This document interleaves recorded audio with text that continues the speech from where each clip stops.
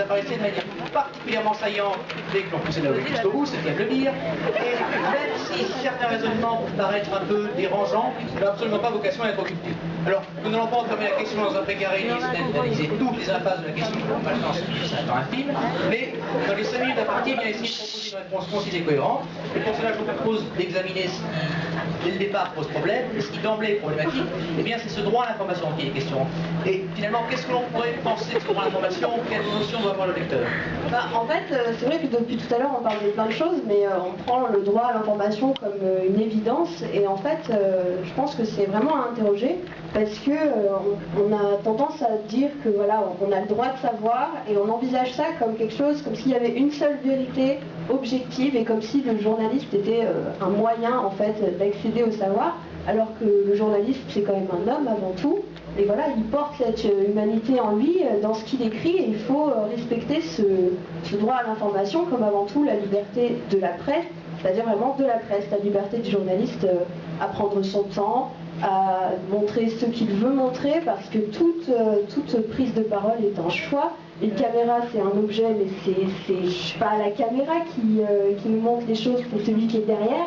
Et donc voilà, cette humanité du journaliste qui me semble est importante à penser. Donc un respect du travail du journaliste comme condition de la réalisation de l'exercice de liberté de la presse. Et puis ce respect doit aussi aller dans l'autre sens, c'est-à-dire qu'il y a une déontologie du journaliste. Il y a le journaliste qui demande à ce qu'on le respecte, mais qui doit aussi respecter celui qui l'écoute, celui à qui il montre les choses, et qui ne doit pas se laisser influencer par ce que lui pense. C'est-à-dire que là, on envisage la liberté de la presse comme aussi, le droit à l'information aussi, je veux dire, comme des conditions intérieures. C'est-à-dire ne pas se laisser prendre, ne se laisser enfermer dans ses idéologies, ses conceptions, et respecter que celui qui est en face de nous a droit à une information qui rationnellement semble ce qu'on peut dire de plus juste, qui ne soit pas influencé, par exemple, je pense à la démagogie, dire des choses, opter pour une notion de facilité pour influencer celui qui est en face, essayer de persuader par des images. On a l'événementiel aujourd'hui qui nous assomme d'images choquantes tous les jours. Et donc, voilà, respecter que l'autre en face ait le droit à des choses sensées et qu'on respecte le droit de chacun, de celui qui écoute, de celui qui montre.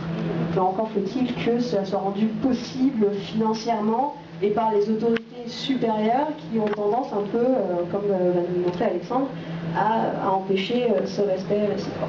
Effectivement, il y a toute une série de préoccupations qui sont d'ordre moral, financière, pécuniaire, qui, dans le fond, sont particulièrement problématiques parce qu'elles ont été évoquées précédemment par nos camarades économistes. Bon, mais il faut dire ce qu'il en est, le parasite. En fait, d'ailleurs, ce que je ne ne sont pas nos camarades économistes, le parasite, mais ces préoccupations morales, qui sont vraiment particulièrement néfastes, car elles sont pernicieuses. Mais dans le fond, il y a même des choses beaucoup plus saillantes et qui sont beaucoup plus rares, et qui sont même tolérées par notre société, et dans le fond, c'est inadmissible. Prenons un cas concret, comme ça les gens diront, ça c'est concret, ça c'est vécu, je prends. Le cas par exemple de la censure. Le fait qu'il y ait en France tout un comité de censeurs, composé d'environ une trentaine d'individus, qui soit en passant sur l'équitable comme c'est moi, et qui n'hésitent pas à trancher, délibérer, finalement décider pour 60 millions d'autres, si telle ou telle œuvre, tel ou tel film peut être publié ou diffusé. Je suis désolé, je suis littéraire, avec Madeleine, et les mathématiques n'ont jamais été notre tasse de thé. Mais là, entre d'un côté Tranquillam et de l'autre côté 60 millions de Français, de la France, pourquoi est-ce qu'eux ont le droit de décider, quoi. Bien sûr, donc il y a un fâcheux, quand même un léger équilibre. Donc, il en va de même pour l'autocensure.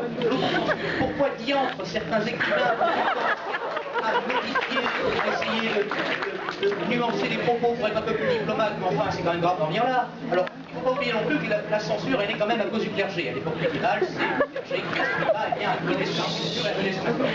Mais bon, en tout cas, actuellement, nous sommes vraiment dans une mauvaise place. Alors, on va quand même commencer à conclure.